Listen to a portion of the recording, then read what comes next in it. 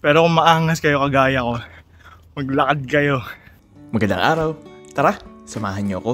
Huling araw na nga natin dito sa Malaysia at huling gala na rin natin. Last na gala na natin kasi pauwi na tayo ng home court after this. Kaya tara, samahan niyo ako. Let's go! Grabe, ang bilis lang rin ng panahon. Hindi ko na malaya na tapos na pala tong bakasyon natin at medyo malayo nga yung pupuntahan natin ngayong araw. At malamang sa malamang halong lakad sakay na naman tayo. Ito na naman nga at nakita na naman natin ang magandang city view mula dito sa tren. Init! So yan, nakababa na tayo ng tren. Alito tayo ngayon sa may bus stop. Pinantay natin yung bus papunta dun sa Tian Dao Temple. And apparently mga after 10 minutes pa siya darating. So buti na lang merong shade rito. Abang-abang lang ng konti. Medyo mainit lang, medyo humid ngayon. Ayun na nga, at napalakad tayo ng malayo-layo. Apparently, wala na raw dumadaan na bus doon. So, around 10 to 15 minutes walk. Buti na lang medyo may shade rito. And mukha naman siyang safe, so nilakad ko na lang. Patay, naglason. Paano siya, pataas, paahon. Yawa. Sige, lakad. Hihi. Tara naman tayo.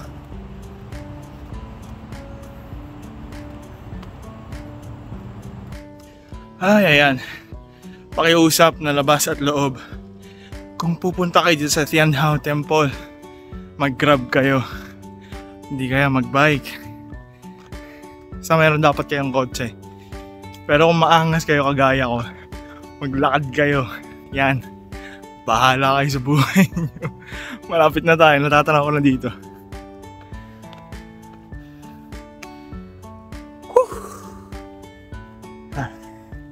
Hindi ko na alam kung ano pang mukhang ihaharap ko dito. Pawis.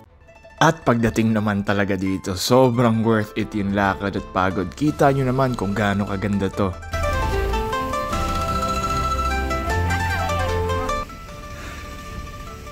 It's a massive temple.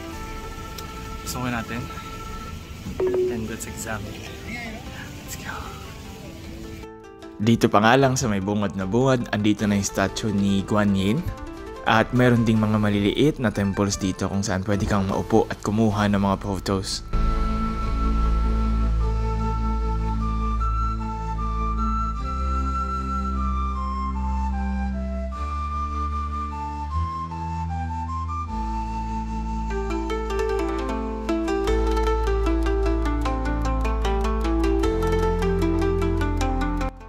Pag pumasok ka naman dito sa may taas, grabe, sobrang majestic at sobrang ganda nito ng malapitan. Parang ganito yung mga temple na nakikita natin dun sa mga Chinese teleserye, no? Napakaganda.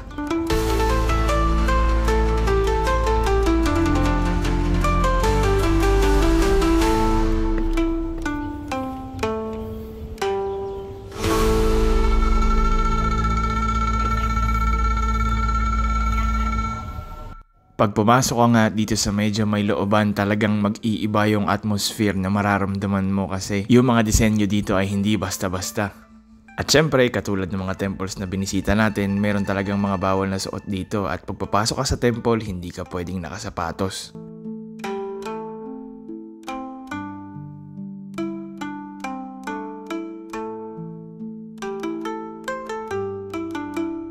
Bukod sa mga statues, meron ding mga mural dito na talaga namang nakakaagaw ng pansin. Ito yung mga murals na madalas makikita natin sa mga Chinese temples.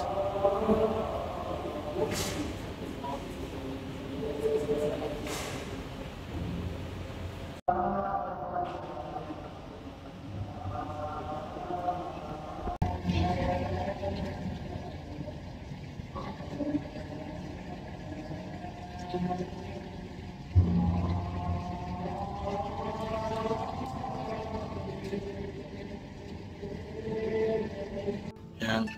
So, tapos na natin i-explore yung floor na yun. Aakyat tayo sa itaas kasi may narinig ako nagcha-chant. Hindi ko alam kung mga tao ba yun o recorded lang. So tara, aakyat tayo ng isang floor.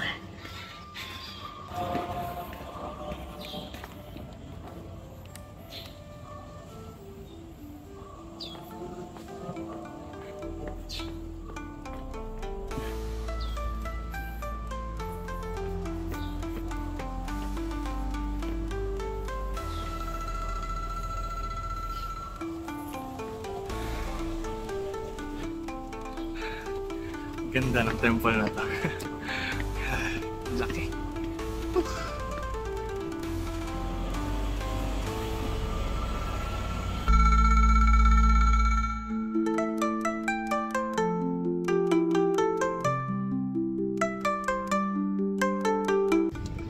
So, tapos na yung pagbisita natin at mission successful. Maganda yung Tianhao Temple. It's worth the visit. But always remember na sumakay kayo ng grab papunta dito kasi uphill siya. And nakakapagod kung lalakarin nyo. I hope nag-enjoy kayo sa video na to. Kahit pa paano, hanggang din na lang muna. Like and follow para palagi kitang kasama. Hanggang sa muli, paalam.